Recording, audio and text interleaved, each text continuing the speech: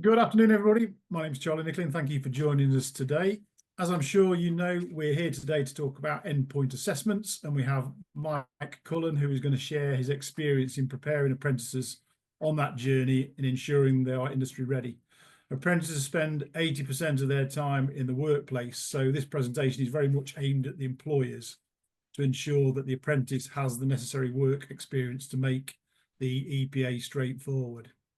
Mike's been involved in land-based education for the last 15 years and more recently has worked within the apprenticeship standards, both in the delivery and working with employers. Mike has seen both the positive and negatives of many apprentices' journey and will help dispel myths and guide employers on best practice to achieve a successful outcome.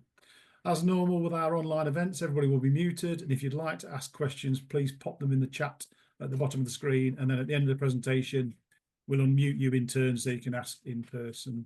Okay, I'll now hand over to Mike. Perfect, thank you, Charlie. I'll share my screen. Firstly, everyone, may I thank you all for taking the time this afternoon in what can only be described as hopefully a fantastic prelude to spring. I don't know what it's like with you, but certainly here is bright blue skies, the sun is shining, and probably the one time that if you're involved within agriculture, engineering, or land-based, it's where you need to be outside serving the customers, etc. I will put a caveat at the beginning of this, is that the title of this endpoint assessment update for employers, when I set this out, it is aimed primarily at employers, but I do know that there are a number of training providers involved within this this online event as well. So I have put a bit of a focus as well, hopefully, to help some of my colleagues out there in the world of land-based education as well. What we'll cover today, and hopefully this will screw through nicely, is what I'll have a look at. I'll have a look at the apprenticeship standards very, very briefly and have a sort of overview of that. The employer obligations, how to achieve it, how to ensure that your apprentice or apprentices within dealerships, network, wherever it may be, are sort of working towards an endpoint assessment from day one, and some hints and tips for sort of final preparation. I will say that in the world of education, it's certainly frowned upon that you never actually teach to an assessment. That's quite wrong. And to focus on actually getting someone through an assessment is not the right way to go about it. Certainly what we're trying to make is people career ready. But off the back of that, there is the focus, and in a recent Ofsted report, it would be remiss of us not to allow a future apprentice who's going through the standard as to what is actually going to come in terms of that assessment and preparing them to a degree with that. And that would be unfair if we didn't do that, as Ofsted highlighted in a recent report. So as we start to go through a little bit, firstly, for those of you who don't know, who am I? As Charlie said, certainly worked in the land-based sector for a number of years now. It says there since 2000, actually, it's probably a lot longer than that. And if my parents were here in this meeting, they testify to the fact that as soon as I could walk, I've had a fascination with all things land-based. The last 15 years, though, I've been involved with the education of full-time students and apprentices across a number of different qualifications. Primarily, the latter years have been involved with the delivery of apprenticeships. I then made the decision last year to go freelance and work on an independent basis, and I'm lucky enough to be working with several organisations now, and also project managing within the land-based sector, working directly with employers and various organisations. The one thing I do have is the bottom picture there. You can see of me where I was very fortunate enough and very humbly received the award last year from the Institution of Agriculture Engineers for contribution to the land-based sector, which was, yes, a nice sort of starting point to the next part of my career.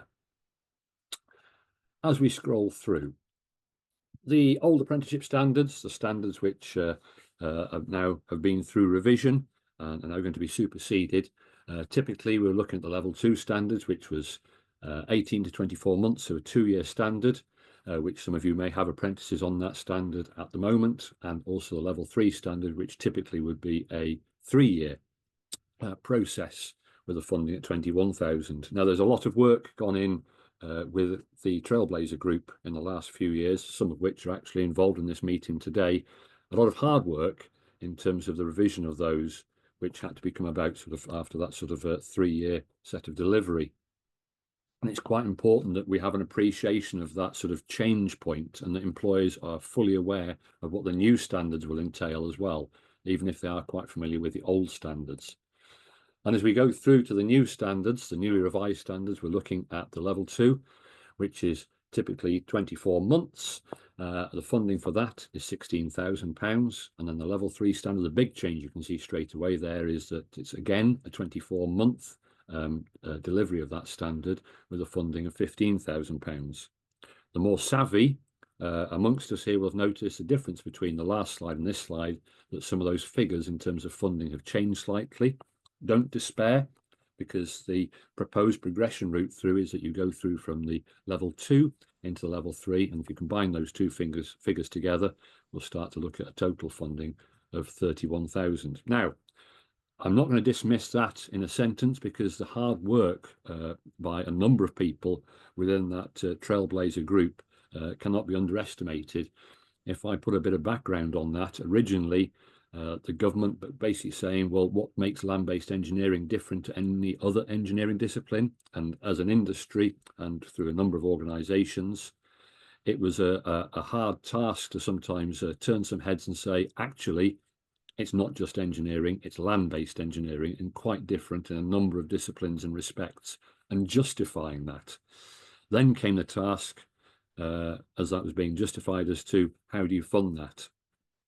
It's only recently probably been highlighted by recent events in the press and media, just actually how much it is very different in the world of agriculture engineering, ground care, arboriculture, etc., and the cost of that, just in the terms of the implementation of those machines, the service and repair, etc., etc. And to fund that is quite a crucial part of that, in terms of those future apprentices who are going to take on those businesses and bring the income stream in and progress their careers. But yeah, not an easy task, a very hard task, and luckily to that point has come out with a very desirable set of standards moving forwards. So if you start to have a look through, one thing in terms of the employer that I often come across is the apprenticeship standard that you want to sort of progress with your apprentice the right one for your business? I'd love to say that everybody gets it right first time, but there has been a number of times recently in the past few years where I've had apprentices who start to, maybe a few months or a couple of blocks into their apprenticeship, say, actually, this isn't really what I do at work. And what I'm being taught in terms of the training provider doesn't really mirror the experience I'm getting at work.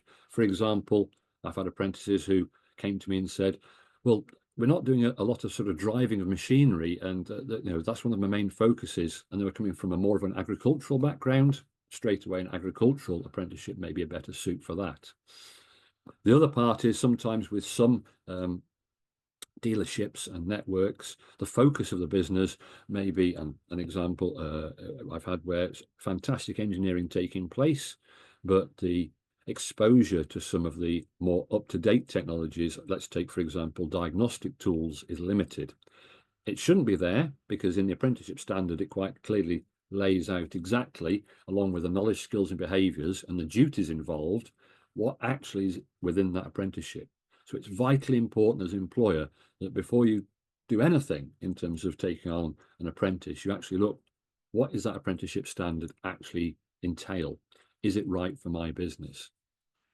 The other thing you can do as well is also liaise with, ask the advice of training providers, and find out exactly what is involved from their point of view as well. When I've had to go through this process a number of times with employers, I've actually found that no one's ever come back and said, well, I'm not doing that, that's actually, no good for me, etc. They normally find a different route, or they turn around and say, actually, I wasn't aware of that, but we can implement that, we can bring that into our dealership, into our business, and help replicate that within this apprenticeship standard. As we go through as well, it's vitally important that within that apprenticeship program that's in place, there's a mentor within the employer. It could be yourself, it could be within a dealership network, an appointed person, or for larger dealerships, it could be you've got a range of depots and that you've got an appointed person in each depot. Successful implementation of this is where I've seen a number of depots across larger dealerships where we've got an appointed person looking after that apprenticeship program, and they've got oversight of that with individual members actually in the dealerships looking after them on a sort of one-to-one basis. The one thing I can't stress enough is probably slightly different to when people in this meeting may have gone through their own apprenticeships. The mindset can be a little bit different of the newer current generation. I'll come on to that in a few moments' time. As it says at the top of that slide there, quite controversially, but change is not good. That mentor, basically, before you take on an apprentice, please, please, please, I implore you as an employer to try and ensure that mentor remains stable in terms of that point of contact through the apprenticeship. I always do a straw poll on day one of an apprenticeship standard. And on day one of that apprenticeship standard, I'll always ask the group of apprentices in front of me, normally totaling between 12, 24, 36, can you tell me the name of your mentor? I'd love to say I get 100% response rate and everybody can tell me exactly who their mentor is. Now, take it that they're new to the business, possibly they've been with them for maybe 12, 18, 24 months, and they may not necessarily know the name. So I take it with a pinch of salt sometimes. Typically, though, I'll probably get about a third of answers back as to actually I can tell you who the appointed person is I'm dealing with within the business that I'm employed by. I normally ask the same question as we go through the apprenticeship, and if we used more recently the level 3 apprenticeship, that will be totaling about 3 years. And from the back of that, I normally sometimes get an increase in answers, but not normally above sort of at least 2/3. There'll always be at least a third of apprentices who say, well, sometimes it's this person, other times it can be that person, and I couldn't actually give you a concrete answer as to who my mentor is, because it changes across a range of different people. If you can, have that stability in place of that one person who's looking over all those apprentices, or one person in that dealership who's looking after maybe 1 or 2 apprentices. Make sure that they have the overview of documents from the training provider. Every training provider should have an overview of that apprenticeship plan that they'll implement within that educational environment.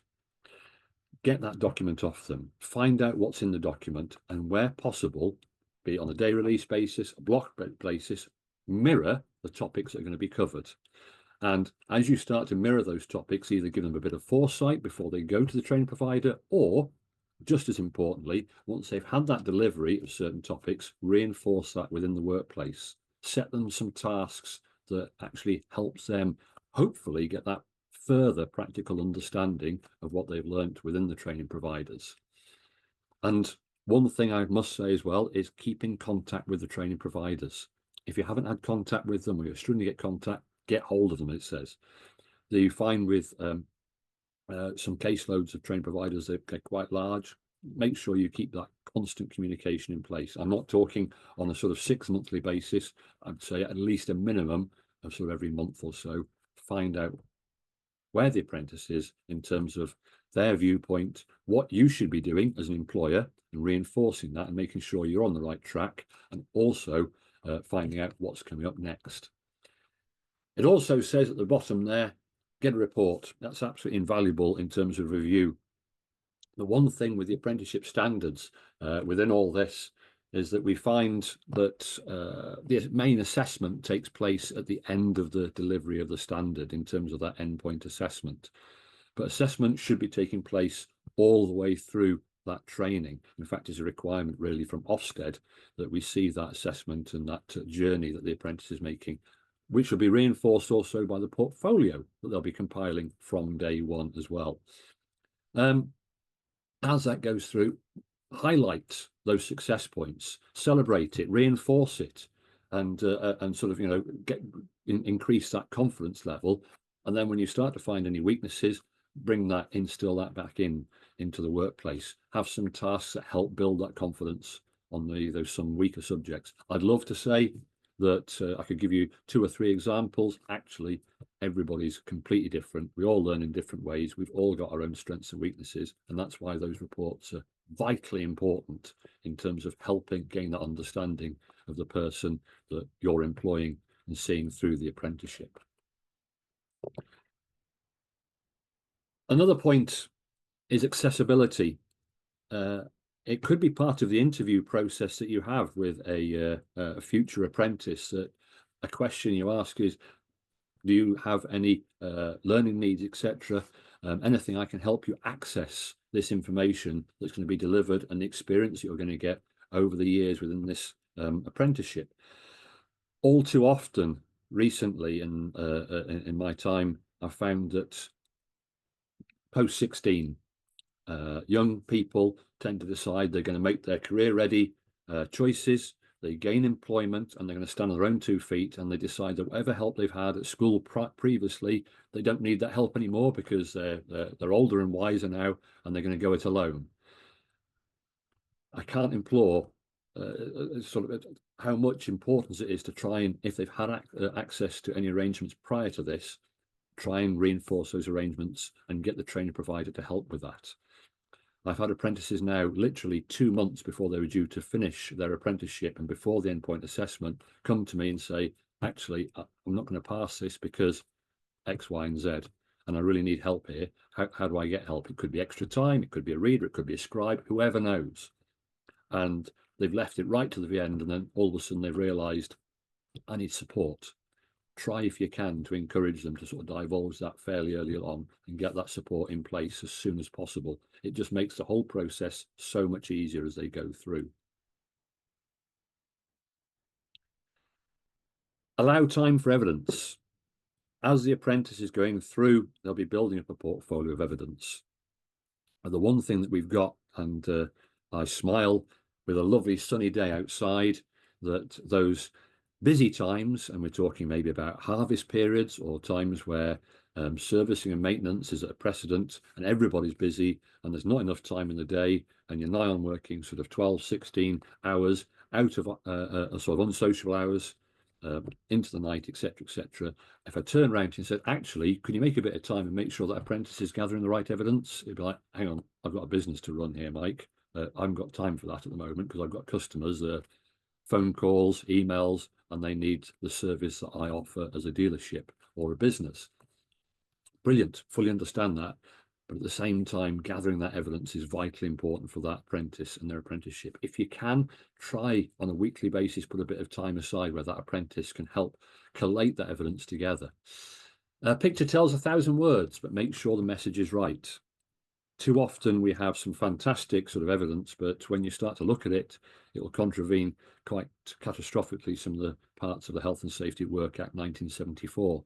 And that picture can't be used for whatever reason. PPE is mainly what I'm talking about. It's a big, I wouldn't say, shall we say, debate that I have with apprentices sometimes where I said you've got to wear the correct PPE in the workshop when you're there with myself, etc. And say, well, I don't really sort of wear that much at work and that sort of side of it. Well, you should be, and I'm quite sure your employer would have a different opinion of that. But if you're going to get a photograph of things, make sure that you're wearing the correct PPE. An oil change with shorts and a t-shirt and no gloves or PPE is not acceptable and can't be used as evidence. So what I did, I actually relied on AI and asked AI what the typical apprentice should look like wearing the correct PPE. And I'll show you the results now on the next slide, which is quite interesting. If you look at the top left, there was the AI generated picture of an apprentice where, yes, we've got the high-vis jacket, which they seem is vitally important in the workshop, working that workshop environment with some gloves on, etc., sleeves rolled up and nothing. So then I said, well, could you include some more PPE? In the middle picture came up with some glasses and ear defenders again. So I said on the third time, could you please make sure the apprentice is working all the correct PPE? And it went one stage further and actually removed some of the overalls and put a woolly jumper on with a hoodie, etc. But the arms are still showing. So even AI sometimes struggle to help me out on that one. But please, if you can have that apprentice taking the appropriate pictures, etc., of them working, make sure that evidence is right and usable. The endpoint assessment itself, there is an endpoint assessment plan. If you look, there's some links here basically with the current level 2 and then the current level 3, which will be changing from May this year. but there's you can go onto the IFATE, the Institute for Apprenticeships and Technical Education website, and on that there will be an assessment plan. The beauty of the revision is actually a lot of work has gone into scoping documents, and within that it also helps you to scope out the apprenticeship and look at what will be involved with the delivery of all the modules, which is an extra tool you can have as an employer to sort of see what's involved. But these are certainly, as an assessor, would be a Bible, because this is the assessment plan for that apprenticeship. It tells you exactly what's going to happen when. So, for example, we've got the endpoint assessment, which will, as I come on to the next slide, have a professional interview and a presentation. There'll be an online knowledge test, and there'll be practical tasks as well carried out. I'll come on to those in a few moments, but it'll actually give you some examples of what's involved with that, timings, even what you need to do to gain a pass, merit or distinction, hopefully not a fail. And out of all those parts there, you can start to build a bigger picture. I always used to print these out, have them on my desk, because every single time I had a lesson, be it workshop or classroom, I'd get a question that was generated from an apprentice. I'd have to refer to that document to answer it. And it's one thing that certainly make sure your apprentices have a copy of the document as well. It's just letting you know what's coming up towards the end of that apprenticeship. And there we have the apprenticeship sort of gateway that comes through, and that's within some of those documents where we've got the technical skills and knowledge with the off-the-job training, log of progression presentation, the maths and English requirement, and I'll come on to that in a second.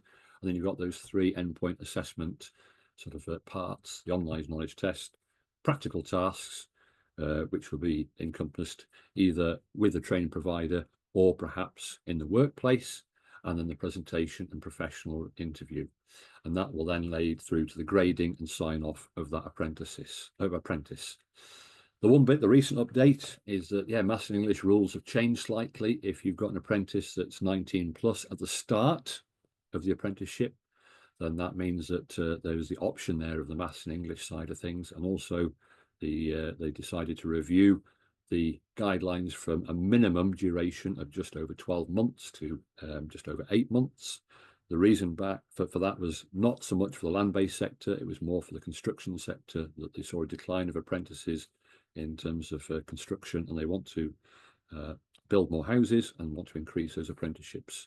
So they've tried to change the accessibility route for some parts of that, but put it across all apprenticeships.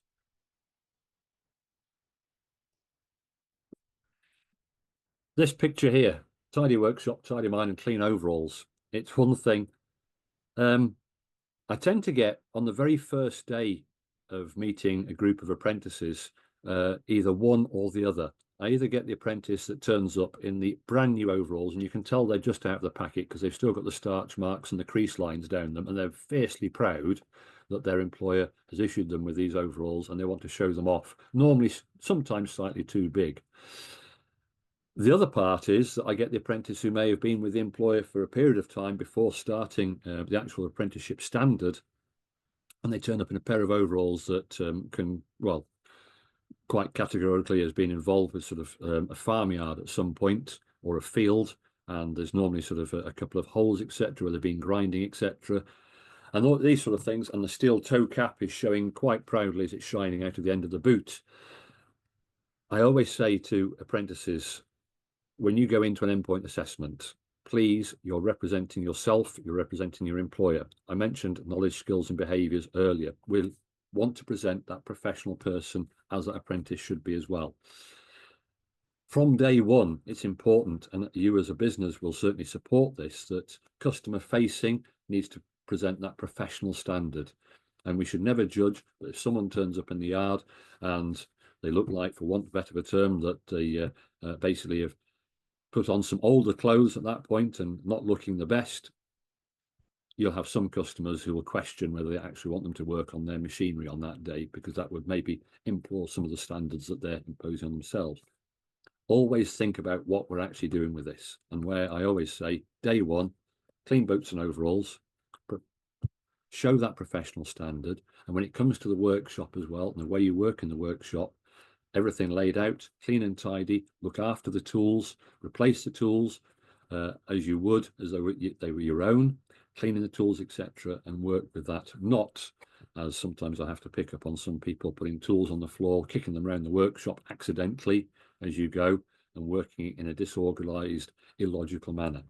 If you read the apprenticeship standards and the actual apprentice assessment plan as well, you will gain easy wins by having and then reinforcing that your apprentice works in such a way, not too difficult to get those marks and present that image.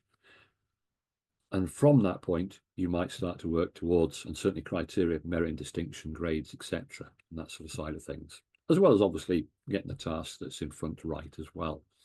And yes, you've got the two images there, the top image of a workshop, which I am going to point out is not mine before anyone asks, and then photograph further down where, yes, we've got an apprentice working away there, and we can see parts laid out, parts labelled.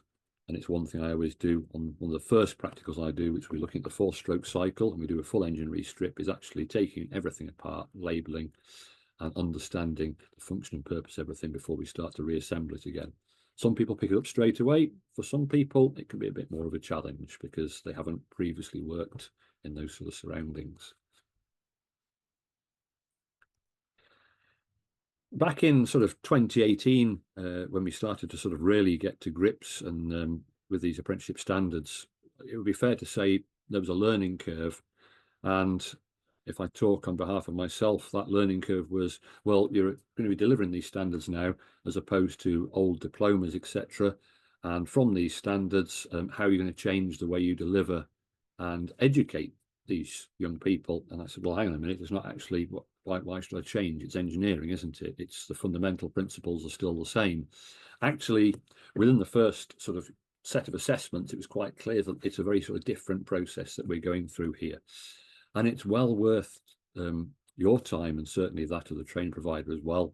And I know we've got some training providers in this call as well, so I can hopefully we'll be doing this, or if not, from day one, have some sort of practice parts built into that. As I mentioned earlier on, the main assessment is at the end of the standard, but don't be afraid to have your own practice assessments as you start to work your way through, and replicate as closely as you can that sort of environment that you might find at the end of the standard. And one thing I'll always say when I used to implement this is that normally carried out at the training provider, and I would sort of have these practice assessments. The thing I'll always find is the biggest thing we're trying to build with this is probably confidence of that young apprentice or slightly older apprentice sometimes. And within that, don't be afraid to carry these out in the workplace as well, if you have the opportunity to. I've already alluded to the fact that it's going to be a busy place of work, and possibly you might have not the time to do that. But if you can, take the opportunity to do so. And as the course increases in complexity, as that standard starts to progress through towards that endpoint assessment, try to actually build the complexity of those tasks so that in the final year you can try to perhaps replicate in part some of those sort of practice and make it as real life towards the endpoint assessment. Starting groups of 2 or 3. Now that works either. Sometimes some people relish the fact that they can work with 2 or 3 people in a sort of practice assessment because they're working from each other's knowledge and helping each other out. For some people, they turn around and say, actually, I prefer to work alone. But what we try and do is then start to work towards where they will finally be working on their own in a exam style environment. And from that, it is individual working, being observed, collating evidence in terms of job cards and any other assessment material that they may have. And within that, try to build in some sort of test questions as well, and even practice presentation and the professional interview. It's one thing that unless you're used to presenting time after time, for most people, it's a completely sort of alien concept, and they don't feel very comfortable doing that. That would certainly be said for the people within apprenticeship standards in some cases. But try and build that confidence. That's what this is all about. It's building that confidence.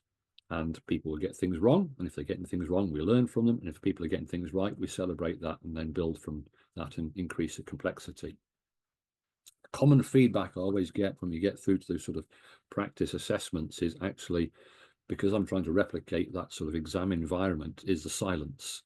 The fact that there's not a lot of noise going on. There may be some various bits and bobs in terms of background noise from typically we used to sort of assess 1 to 3 where you'd have other apprentices working, etc. But it's that sort of feeling, that environment of being almost on your own and having to use your own conviction and come to your own conclusions as to that diagnostic process. Speaking about that, it could be in the first year or so, you're working on fairly or more simple processes, which might be removal and refit of components and testing of components, through to more complex systems where we might be looking at failure of sensors, etc., or more complex electrical or hydraulic systems that require further investigation and further testing with diagnostic tools, etc., and trying to build that into that as well and come into the correct diagnostic conclusion.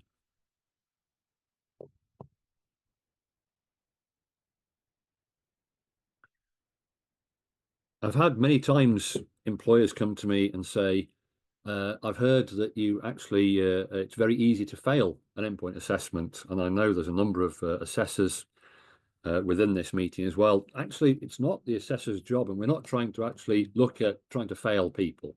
It's trying to celebrate and look at the positives and see how people can actually pass the assessment. And a lot of employers, well, I've heard you pre-level, pre-start checks, etc. You dip the oil, you drop some oil on the floor, and that's an instant failure. You've dripped oil on the floor and you shouldn't do that, etc. Not the case. Certainly, if you drip the oil on the floor and then smeared it round with the toe of your boot and then disregarded it and walked away, that possibly wouldn't go down very well with the assessor. But at the same time, these things are there, and it would be very, very unlikely to have a complete failure for a small drip of oil on the floor, as long as you recognise the fact that you could clean it up afterwards, etc. The other parts that come into it, I've had apprentices say, oh, crikey, I think I failed that assessment possibly. I went to sort of climb out of the machine and I wasn't facing towards the machine. And then I realised halfway through, and oh, I've messed up, except my point is, well, I'm sure that the assessor involved with that endpoint assessment will probably see that you actually corrected yourself halfway through. So I probably wouldn't worry too much about it, because you actually demonstrated that you knew what you should be doing. So these sorts of things come through. And it's always, let's look at the positives. Let's look at these people that are taking these apprentices, and work on the skill set they've got, and try not to criticise too much and look at how we can fail them. Let's look at how we can pass these people instead. Valuable piece of information as well, as you come on to the next slide, is liaise with your endpoint assessment organisation as well. And within this, you can sort of choose that. It's a choice that you make along with yourself and the apprentice, but also with the training provider as well. And certainly liaise with the training provider and seek advice, and there may be guidance on that part of it as well. If you choose to carry out assessments in the workplace, which you might be preferable to yourself, etc., don't forget it is an assessment under exam conditions, and that workplace must be made so that there's no distractions. The assessor with the endpoint assessment organisation can help advise on this and steer in the right direction, but please don't have it where you've got a customer all of a sudden walking into the workshop, which they shouldn't do anyway, but halfway through and asking questions while an assessment's taking place. Try to make it as rigorous as possible. The reason for that is that these are all regulated and overseen by Ofqual and JCQ as well, and that sort of side of things. So should an inspection take place where they're looking at that, you don't want to fall foul of that side of things as an employer if you've got that assessment taking place. But your endpoint organisation will certainly help safeguard against that and show you how it should be done with that assessment, certainly on the practical side. I've put here the economic outlook, and the one thing that we see, there's a business to run at the end of the day, and the business has to make a profit, because if it doesn't make a profit, it won't survive. End of. But taking on a new apprentice always creates a degree of input from time. Time will always be tight. There'll never be enough time. We always address that, and certainly within an industry that is probably struggling to recruit in some parts and always looking for new employees, and certainly they may be in the form of apprentices. But always think about, if you can invest that time into an apprentice, then, or apprenticeship, it will always hopefully drive something forwards, and you'll receive that back, where you could have someone in employment probably for the next 40 years or so. As Charlie highlighted at the very start, with apprenticeship standards, gone are the days now of the old apprenticeships where the apprentice was sent off to a training provider and they'd come back after 3 or 4 years, 5 years in some cases, and they'd be a fully qualified apprentice on that side of it, and the employer would probably have a more minimal input to that. Actually, 80% of this apprenticeship now is from the workplace. The evidence gathered, the portfolio, the experience, all these sort of things feed into that apprenticeship standard, and 80% of that time is you as an employer helping to sort of reinforce that. And the 20% off the job training with your training provider, etc., or anything else that happens outside, possibly training courses and things like that, reinforcing that with that 80% of that time. Employers say, well, yeah, put all that time and investment into someone, and then after the apprenticeship, they go off and leave. Unfortunately, sometimes that's the gamble you've got to take, but that investment and that time may just pay off and actually give you someone that's going to be an absolute asset within employment, as I've said, for the next sort of 20, 30, 40 years, hopefully. And as I scroll through, you're not on your own. There's plenty of help out there in terms of apprenticeship standards.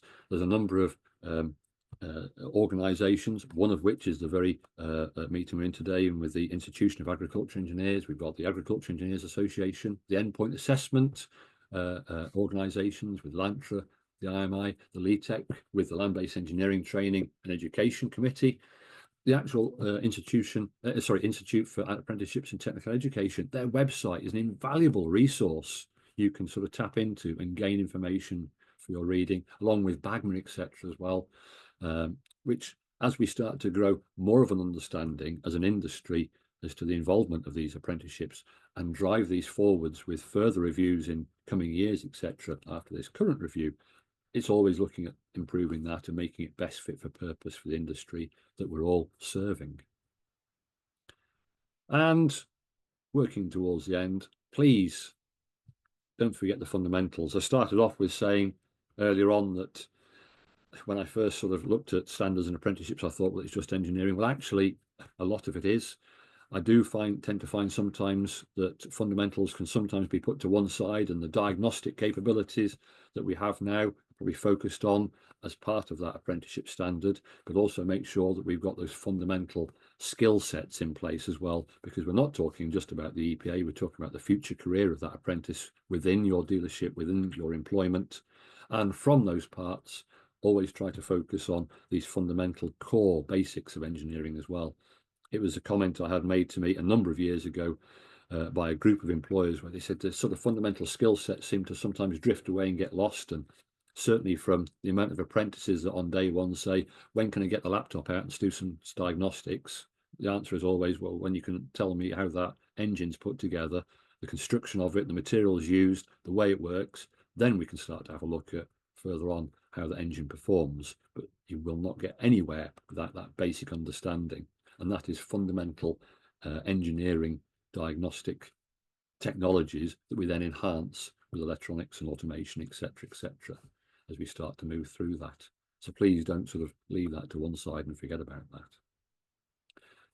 And then finally, as we start to come through, as we get to those parts, within the apprenticeship standards themselves, it's one thing that there's a lot to sort of take on. As I've just said, 80% of the time is yours as an employer within that standard, but you've got a lot of help and support out there with the training providers, the reinforcement of that within manufacturers as well, where they endorse apprenticeship standards, and there'll be help and support from that side of things as well. Even within the own manufacturer training courses run through training providers as well. Invaluable resources that can be put together where things can be done in-house. So there's lots and lots of bits and bobs that can encompass with that. Talk to whoever your appointed person is or appointed persons, liaise with them, communicate with them. I cannot emphasize that enough. Communication really is key throughout this entire process. And without further ado, and as Charlie reminded me, I'm sort of 4 minutes within my time. I shall then come through and invite any questions that may have come up. Thank you, Mike. There is a question from Mike Seaman on the chat, which I am partly aware of. And I'm not sure where you got to with this thing. So this is talking about recognised qualifications. And there's no more questions in the chat. Has anybody else got any questions, any comments?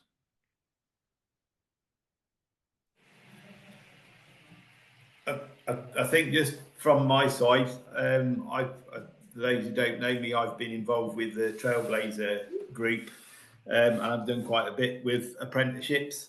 One of the big things that I've learned during my time, really, and Michael know this, is that I learned that I was the customer and the training provider is working for me.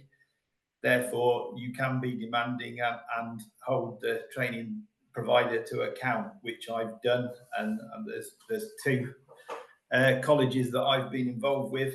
It makes a big difference interacting with the college and having a common understanding of what we both need and want is really, really important. And don't be frightened to speak out to the colleges.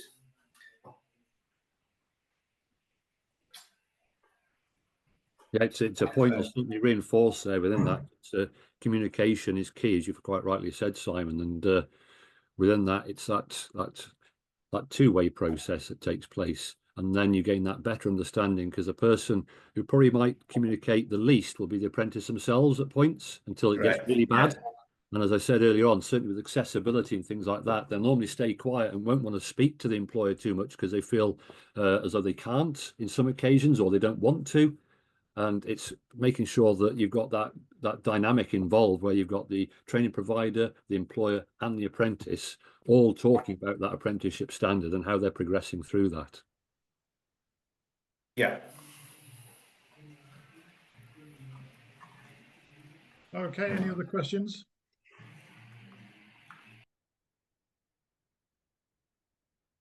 Well, it seems like my lectures, Charlie, sometimes I've stunned them all into silence. Or everyone's switched off, one or the other. The only thing, it's not really a question, it's more of a comment, and it's something we've discussed in some of the LETEC meetings, is that I think where we've got sponsored schemes that are run by CNH, AGCO, class, etc., I think the dealers, the employers, and the apprenticeship, the apprentice, and everybody probably gets a really good professional path through the process. And I think where we feel a little bit lacking in knowledge is the independence, because we don't have much sort of coverage with them. So there's a, you know, I don't know how many colleges, there's probably about 10 or 12 FE colleges out there that do apprenticeships for independence, you know, direct with the dealers. And I just wonder what that the experience that some of those apprentices get compared to the likes of those on John Deere schemes, CNH schemes, etc. I don't know if you have any view on it, Mike. Yeah, it's an interesting one, because the apprenticeship standard is, you know, it's a fundamental standard. It's not brand orientated at all, so it can be applied to any manufacturer, any sort of discipline in terms of land-based engineering. But then, yes, I can see the point that for some manufacturers, there's an advantage to basically have the exposure of that apprentice to the brand they're working through within that dealership, because that gives them more familiarity and probably a degree of confidence as well in terms of their day-to-day work and also their future career. Within the independents, and it's always a hard job of mine, is that when you are faced with multi-brands across a range of apprentices from various dealerships, independents, or other brands that will be represented that don't have their own in-house apprenticeship scheme, you've got to try and remain brand neutral, generic as much as possible. But still, it's quite easy to instill those fundamental principles at the same time and ensure they get that. The downside is sometimes you have to explain, well, this is you know, an engine from wherever, and we're going to use this as an example, but it's still a 4-stroke cycle. It's still a diesel fuel system, etc., etc. And it's, if you look at the fundamentals of that, take the plate off it, this could be applied to many other manufacturers as well. And that's what you've got to sort of overcome that sometimes and ensure they get that best experience where possible. Yeah, I think so. I think, you know, and that's probably where it can be a challenge with some of the manufacturer sponsored schemes, where that manufacturer doesn't actually produce and sell a specific type of equipment, and you still need to cover it in the standard. It was an interesting conversation back in 2020 that we had, where yes, it was a certain piece of equipment. It was a combine, where a manufacturer turned around and said, actually, well, we don't produce combines, so we need a bit of help here on that side of it. And we focus on that. That's going to actually alienate us to a degree. from certainly the endpoint assessment and that sort of side of things. So we have to have that sort of a common generic where it can be applied to multi-brands, but still encompass the fact that it's actually land-based engineering equipment as it comes onto that sort of side of things. So it's I always turn it on the apprentice's head as well sometimes when they turn around and say X, Y. I said, well, okay, next block or next week, I want you to come back and tell me how that is applied in your workplace on the brand that you work with. Tell me if there are any differences. Bring your experience back and share that with me. And then from what you've learned today, apply that to work and see if there's any differences and highlight those differences to me into the way that engine's put together or the way that engine works, which might be very slightly differently. Yeah, and of course it's going to vary region to region as well, isn't it? So you've got somebody in the heart of arable land in Lincolnshire versus somebody in, you know, the sort of west of the country, sort of on the Welsh border. It's yeah, I'll coin the phrase I've heard too many times. I don't do that. Well, that's great, but the apprenticeship standard says that it's in there. So, and that's one thing that you have to override as well.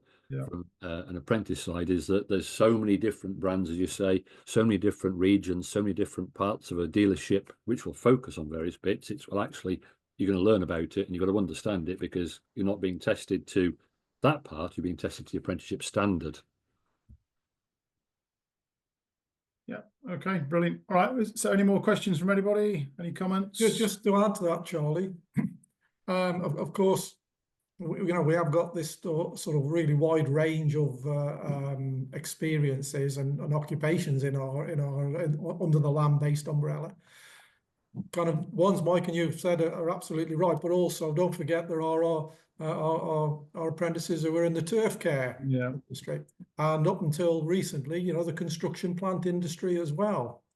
So, you know, the qualification is really quite far-reaching, and that's why, Mike, I think, you know, every now and again, some of the apprentices, you know, perhaps don't fully understand what some of the questions that you may ask to help them out are aimed at, really. It was an interesting one not too long ago where we had an apprentice from a hire firm, and they said, I don't really work with bearings because I work on chippers.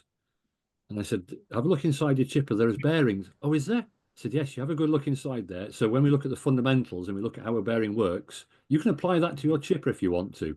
And they took that away and said, oh, yeah, oh, actually, yeah, we are doing that as well. So it was quite good because you can say these fundamentals, whatever the machine is, whatever the discipline, you'll find them. No, it's a good point because the grounds care side of it does often get forgotten, outdoor power equipment, and it's very applicable. Brilliant. Okay, well, if there's no more questions from anybody, we're just sort of coming up on the hour. Okie dokie. So I'll draw the session to a close. So thank you, Mike, for sharing your experience. I hope everyone found the presentation informative and you take something away from it. Just before you go, I'd like to say that our presentations and lectures are normally for IAgrE members only, but we thought it'd be useful to open this up to a wider audience. The recording will be available on our YouTube channel. If anyone wants to share it or anybody's missed it, it can be forwarded on to them. If any of you are not members, then please do consider membership with us. We're not expensive and we offer some good benefits such as networking and lectures and lots of other content. And if any of you run businesses, we do have commercial membership options, again, which are inexpensive. And we also encourage technical engineering staff membership. So please do get in touch if you're interested, dead easy via our website. So that's the hard sell from me over. Thank you very much for joining and hopefully we'll see you again in the future. Bye-bye.